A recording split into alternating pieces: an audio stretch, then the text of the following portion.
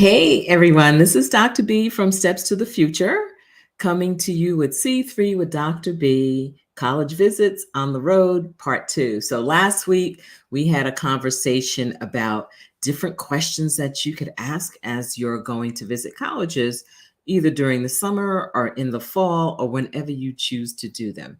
So, one of the things I want to do actually before we get into those questions is just talk a little bit about what's happening right now with seniors. So, a lot of seniors right now are in the throes of writing their personal statement for the Common App if they happen to be using the Common App, but they're in their essay writing stage. So, sometimes people will say, well, what is it that I can do for my younger students to get them in the habit of writing about themselves, writing the type of stories that need to be written for a personal essay?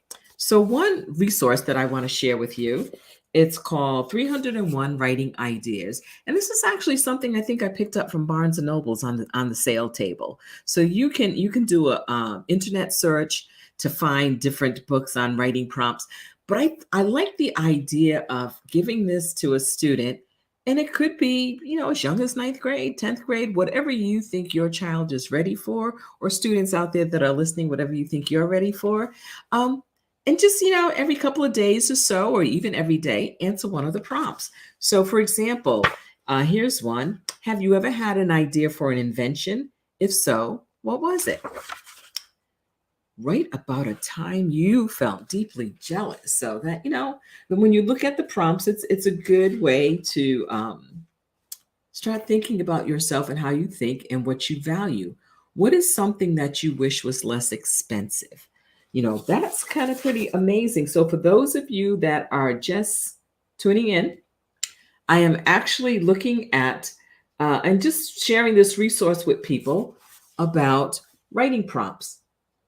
Great way to get young folks thinking about how to write their story. And again, this is something that you can get online.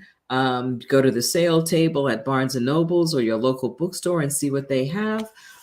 But definitely pass this on to someone else. So, as I said, tonight's episode is going to be College Visits Part 2, where I am going to talk about questions that you could ask about the Career Center, that you could ask about academic advising or the academic uh, center in on the college campus, and about wellness. So I hope you come with questions. Those of you that are joining me live, please make sure you put in the comment section who you are, where you're from, and if you have a question, because sometimes it gets a little lonely here, guys, talking to myself. So please come back, 10 seconds, join me, and be ready to participate and answer or ask a few questions about visiting colleges. Be right back.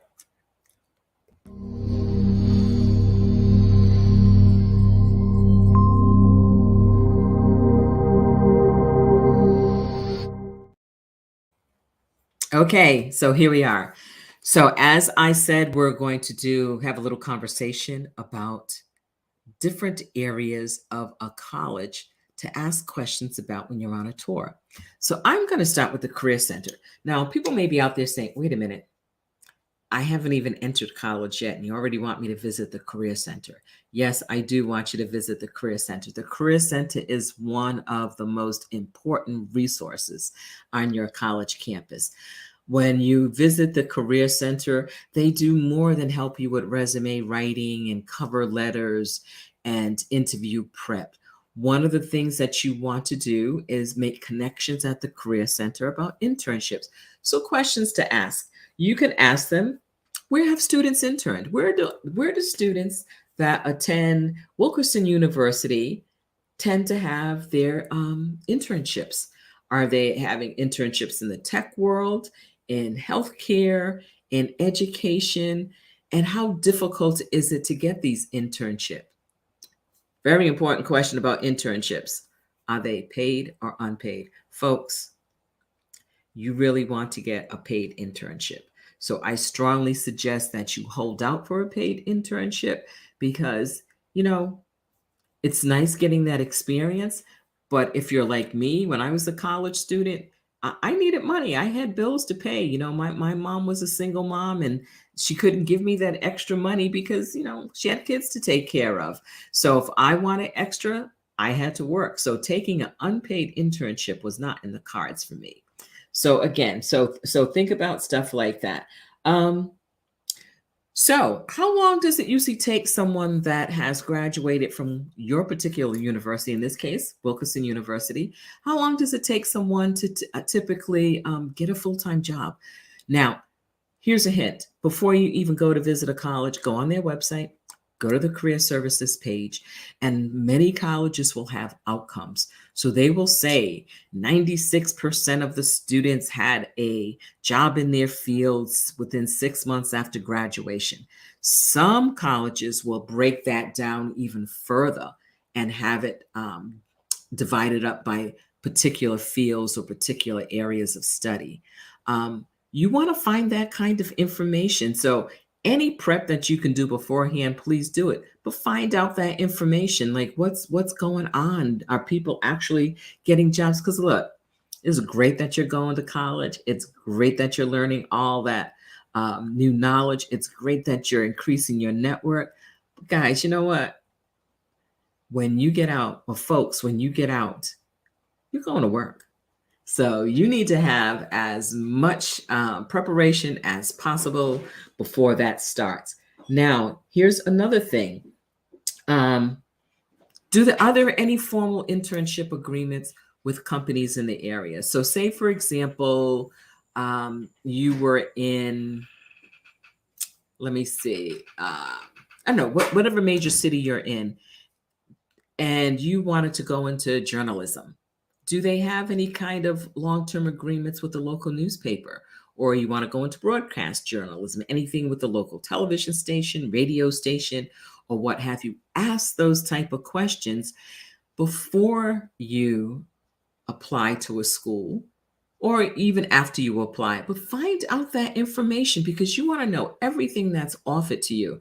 And I am such a big proponent of finding out about what the Career Center has to offer. For those of you that are familiar, you know that this year I am the president of the North Carolina Career Development Association. So that career piece has always been really important to me.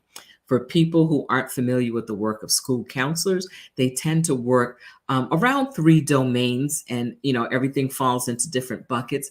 But one of those domains is the career domain. So it's important that school counselors also prep their students for these conversations about looking for careers or thinking about careers. So another question that you might want to ask: what kind of career advising is available to a student?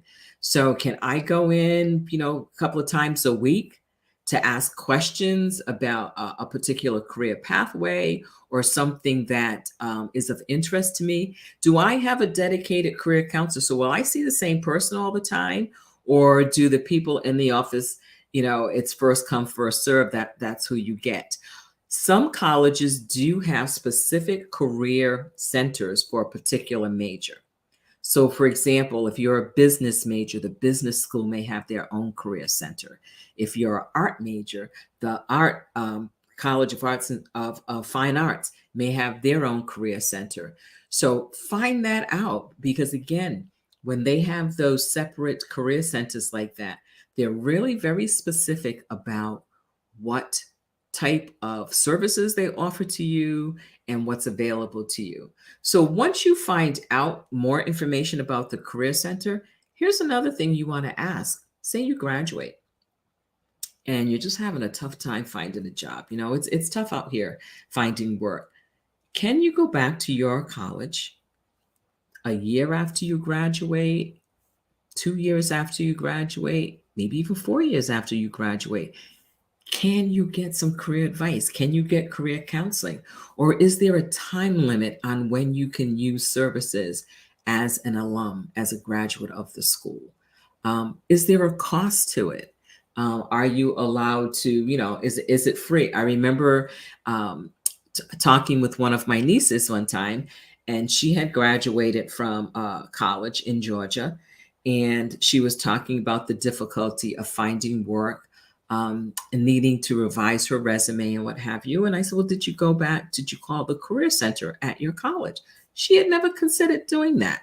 When she did call them, she found out that there was, because she had been out of school for, I think at that point, might have been 2 years, excuse me, that there was actually a fee that she had to pay if she wanted services at that point. So I said, go ahead and pay the fee because right now you need the help. So go ahead and do it. So that's another question that you can ask. So people that are out there that have joined, please make sure if you have a question about college visits or you want to contribute to the conversation, please make sure you put something in the comments and share this out with people. And those of you that are watching this on the replay, you can always ask questions because I'm always checking to see if there are any comments that come in afterwards. So another thing that you could ask about their career fairs and about networking opportunities that are put together by the school.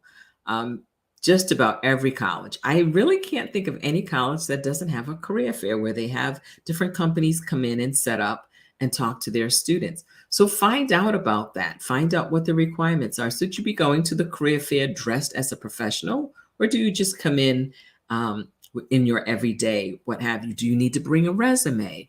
Are there people that you can make an appointment with so that you can have a one-on-one conversation with them at the college fair? So ask those type of questions because again, folks, when you get out of college, when you get out of the military, when you get out of your tech school, when you finish your apprenticeship, you're all going to work. So it's really important to be able to ask those questions and get some answers to them.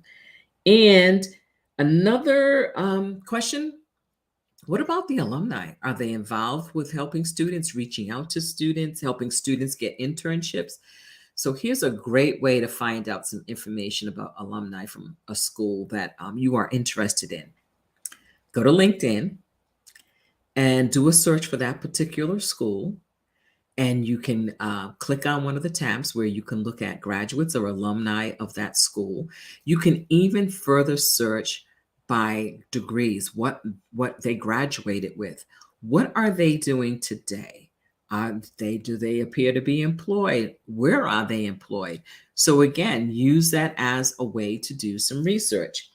And the absolutely last question right now for career services is, excuse me, are the jobs on campus that you can get through career services? Are they on-campus jobs or, excuse me, local part-time jobs?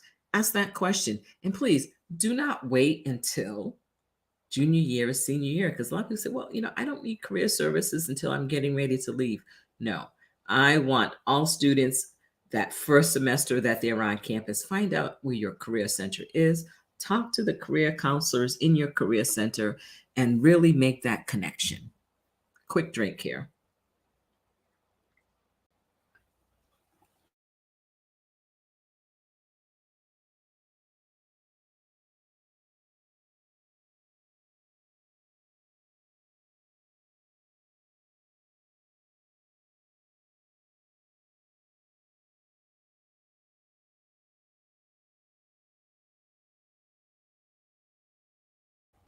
There we go. Are we back, folks? Give me the thumbs up or let me know in the comments if you can hear me. I had just gotten a message that my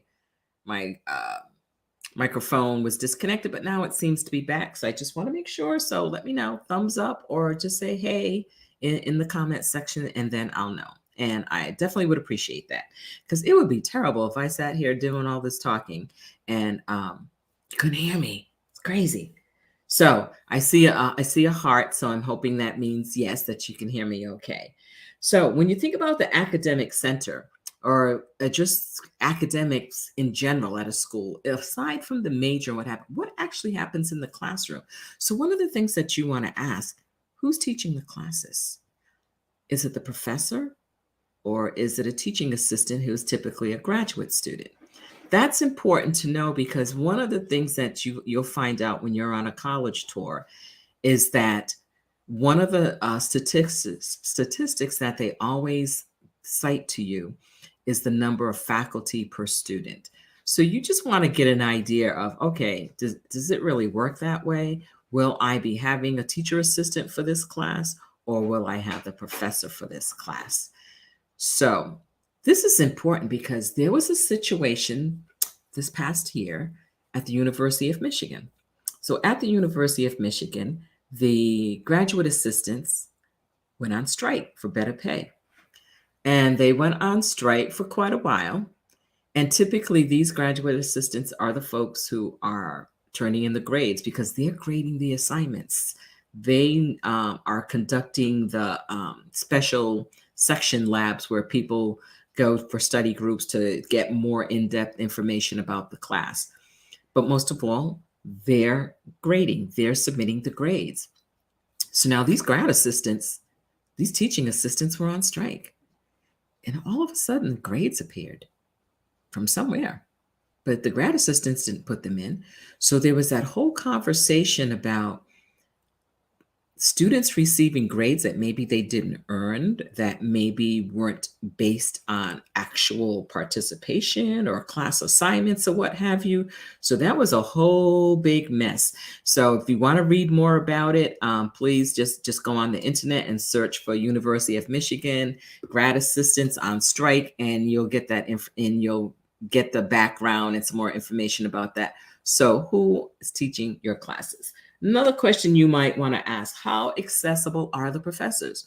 Now, everybody says, every professor is supposed to have office hours so that you can go after class or whenever they have their office hours set up and have conversations with those professors. Are they accessible for everyone? Or is there a line, or what is it? But are the professors available so that you can have those conversations with them? And I strongly want to recommend that people do go to office hours. Seek out your professor right from the beginning. Even, don't wait until you're having challenges. Never wait until you're behind the eight ball and things are dire, and now it's like do or die. If I don't get this grade on this next assignment, then I'm going to fail the class. Start building your relationship with your professor from day one. Go to office hours, ask questions in class, ask appropriate questions in class, but make those connections. So that's another question you want to ask. Also ask, do they have tutoring and mentoring services? And who does it? Is it the academic advisor? Is it the advisor that's assigned to you when you declare a major? Who's doing it, and how often can you do it? Is this a place where you can go into the office like once a week and just do a check-in? Or is it some place where they only want to see you when you are creating your schedule for the next semester? So sometimes when I'm talking to students and we're talking about their classes, students get really nervous and they're like, okay, so I just pick my classes. You don't pick your classes in a vacuum. You will have had a conversation with your academic advisor. They're going to help you look at the 4 years based on what your interests are to help you plan out everything to make sure that you'll graduate on time. So it's important that you're having those ongoing conversations with your academic advisor. But in some schools, you start out with the academic advisor, and then once you choose a major, you may have a person advising you who represents that major. And then if you're going into a pre-professional, something, if you're going into the medical field or law field or vet field, then you may have a third advisor. So find out who's advising you. How long do these relationships last? Do you have the same advisor all 4 years? Again, part of going to college is building relationships with these professionals, so that you have your professional network when you graduate. Also, your professors will be the folks who will be writing your recommendation letters when you're heading on to grad school. So again, make sure that you're doing these types of things. Let's see, what other things? So class sizes. How big are classes? Are classes bigger when it's in the introductory courses? So I remember my first year in college. One of the classes that everybody had to take was like Psychology 101. I don't remember the number, but that's probably what it was the introductory psychology class. And the class was held in an auditorium that held about 300 people. because it was a required class, they registered probably close to 300 people for that class. So we would be in that auditorium. It was really hard to develop a relationship with the professor because she's in this auditorium with almost 300 kids, and she's just, she's getting through the lesson. Unfortunately, for some of my friends, it was very easy for them not to come to class because during that time, I mean, they weren't taking attendance, and it was just on the honor system that you showed up and went to class. So people felt it was very easy to skip class. But when you're skipping class, you're really only hurting yourself, because if you're not learning the material, then you've just wasted some money. So again, think about that. Ask about the class sizes in your particular major or field of interest. Will the class sizes get smaller as you go into the more specialized courses, or do they remain the same? Also, are there any classes that are impacted? By that I mean, is it difficult to get the class that you need for your major, or that's a graduation requirement? Sometimes there are classes that are only offered in the fall semester or in the spring semester. And then if you get locked out of the class, you have to wait until that following fall semester or that following spring semester in order to take that class.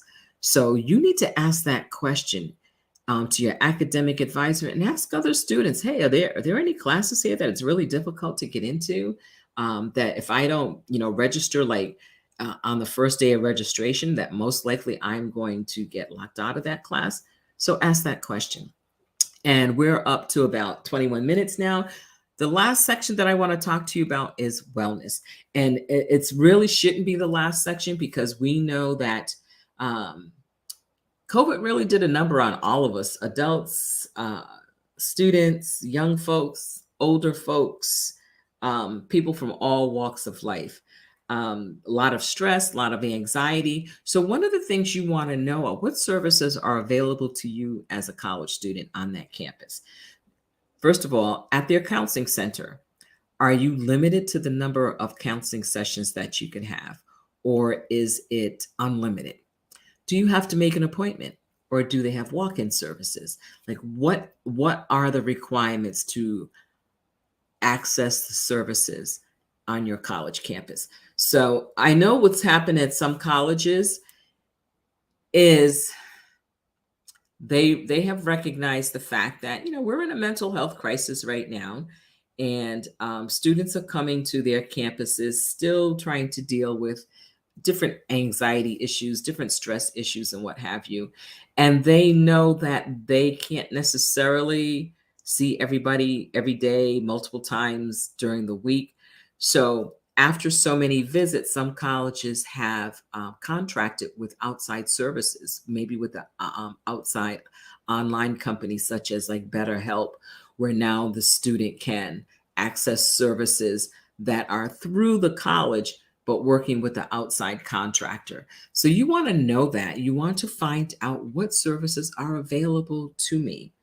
And it also, what kind of stress relief activities are available?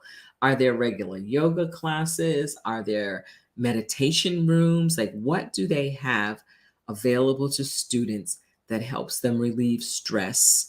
Um, and it's done in a way that the college is offering it to students. So one of the things that they do, and one of the traditions that they do at Ursinus College, which is a liberal arts college that is in Collegeville, Pennsylvania, is every semester at exam time, the faculty and staff cook pancake breakfast like at night for all of the students. So they'll be in the kitchen, in the dining hall, just cooking tons and tons of pancakes. And they do this, to feed the students as a way to help relieve some of the stress, and again, some networking, some building some relationships, and then they have some karaoke going on. So again, that's built in. That's part of what they do, because they know that exam time is a stressful time. So they have this small tradition going on to help students de-stress just a little bit and enjoy some pancakes. So ask that. What about the health center? So say you're someone who um, regularly takes some type of a medication. Um, are you able to fill a prescription? Is there an on-campus pharmacy where you can get your prescription filled? Or is that something that you have to do through the pharmacy at your home? Um, if you were to run out of medication, is there a place on campus, or is the campus affiliated with either a hospital or another pharmacy where you could get the services you need? So those types of questions you need to ask, because you don't want to ask these questions in an emergency when you need the service. You want to have an idea of what's going on. So students and parents, as you're making your college visits, as you're asking different questions, please make sure that you're keeping notes on each school.